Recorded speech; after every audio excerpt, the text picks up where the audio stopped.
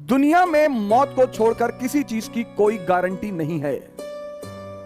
आकस्मिक है तो दुख होता है सर, महामारी है तो दुख होता है सर, घर में जब भी मौत होती किसी की, कोई बेसहारा होता है सर, वो एक असहाय घटना है सर। इस महामारी के दौर में मैंने अपना एक भतीजा खोया सर, 28 साल का सगा भतीजा।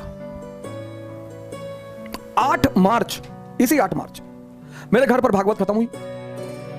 8 मार्च, 10 मार्च को सुबह 5 बजे मैं उसे, अपनी भाभी, अपनी भतीजी को गोंडा के बस स्टेशन पर छोड़ने गया सर। जब मैं छोड़ने गया सुबह 5 बजे, तो रास्ते में ही लखनऊ की बस मिल गई।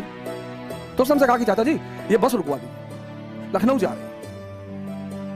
और इस बार जब हमसे मिला तो उसने कहा कि, मैंने कहा तुम तो हमसे बात ही मत करो, तुमसे जब मैं कह रहा हूं कि सिविल सेवा की तैयारी करो, 1 साल मेरे कहने पे चलो तो चाचा। तो जाते जाते उसने मुझसे कहा कि अब 1 साल तक जो भी कहोगे वो करूंगा। बस यही उसके अंतिम शब्द है।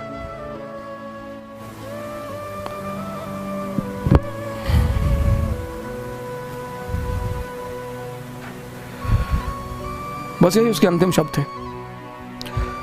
धोखेबाज। शायद घर के लोग समझ नहीं पाए, शायद घर के लोगों को एहसास नहीं हुआ।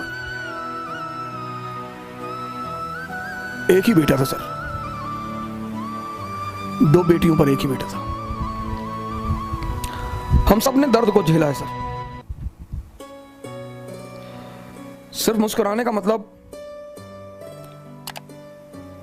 सिर्फ चिल्लाने का मतलब यह नहीं होता कि आदमी किसी कष्ट से नहीं गुजर रहा है। लेकिन दर्द को गाने से कुछ भी नहीं होता सर। खुशियां बांटने की चीज है और दर्द पीने की चीज है। मैंने अपने जीवन में एक लंबा संघर्ष किया है। खाने के लिए भी सोचना पड़ता था सर। दिल्ली में जो डीटीसी के स्टॉप है, यहां पे सोया हूं, गुरुद्वारे में खाना खाया हूं,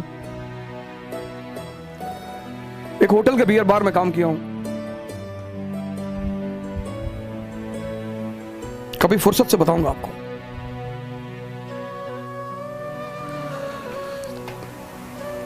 लेकिन बाबर की एक लाइन, कभी कभी होता है ना कि कुछ चीजें आपके सबकॉन्शियस में बैठ जाती हैं। मैं आपसे कहता हूं बायोग्राफी पढ़िए, ऑटोबायोग्राफी पढ़िए, पता नहीं कौन सी लाइन आपके जीवन की दिशा निर्देशक बन जाए। और जब वो कहता है कि क्या हुआ जो मैदान हार गए, अभी सब कुछ नहीं हारे। वो अदम्य साहस और इच्छा शक्ति जो सर झुकाने और सजदा करने को तैयार है। सर ये लाइन तो दिल में बैठ गई है सर। कयामत तक लड़ेंगे, कयामत तक लड़ेंगे सर।